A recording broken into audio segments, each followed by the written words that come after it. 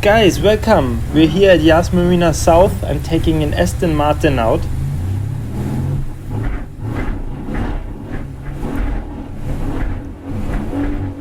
That's the traction control, but I wanted to spin the tires a little bit for warm-up. So yeah, first client of the day, March from Slovenia, a very nice customer. And this is the first lap of the day, so we need to warm up the tires a bit, do a whole warm-up lap. Here you see me swirl left and right, and in between I'm accelerating, braking. Now also again going left, right, just to warm up the tires a little bit. I'm also a bit harder on the brakes than necessary, just to warm everything up a bit. And then you're about to see a small slide.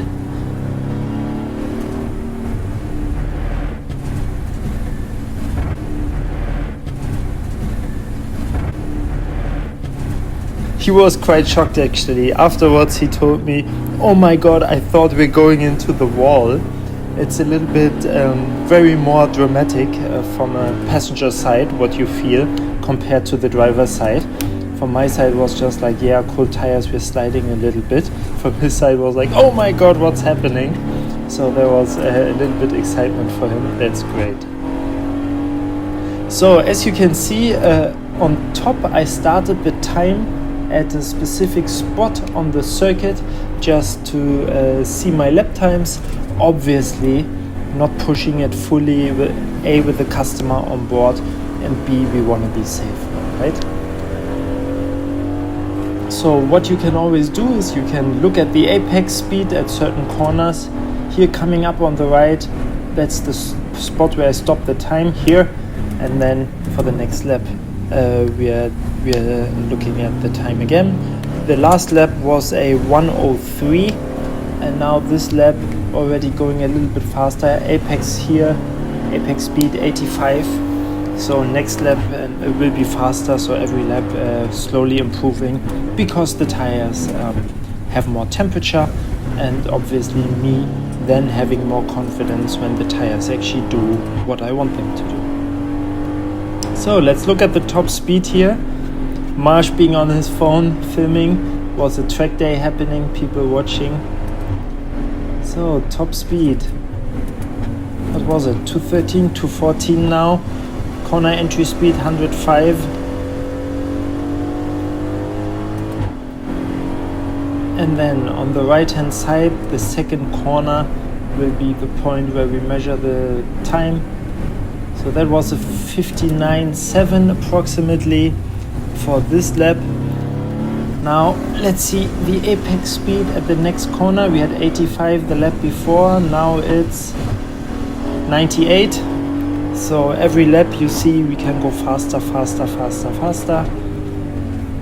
Braking a little later, and then accelerating for the main straight to get as much speed as possible, while also still being safe.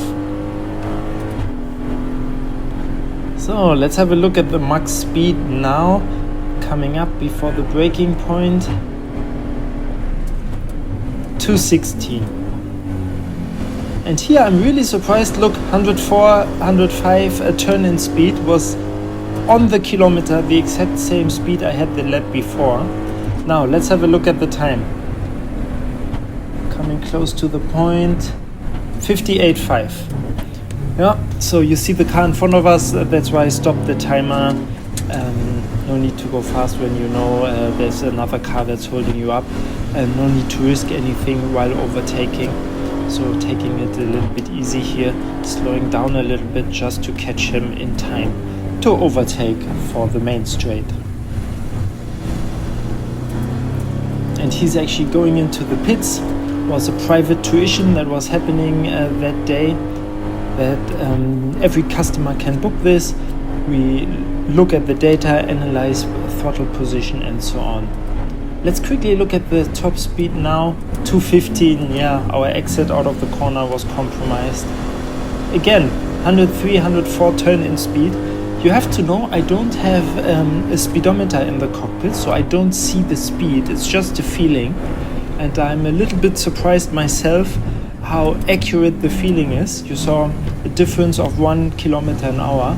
The second lap was 105, the next 104, this 103 now. So it's a very accurate feeling actually when it comes to the turning speed. A little bit surprised myself how much down to the point I was with the speed. Huh? So this was the experience now for the customer. We're driving slowly back into the pit lane. The mechanics actually asked me to not do a cool down lap, which you should usually do, because the car was cold now. Yeah, Marsh being surprised by the G-forces.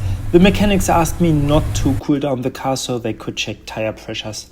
That was it. I hope you enjoyed.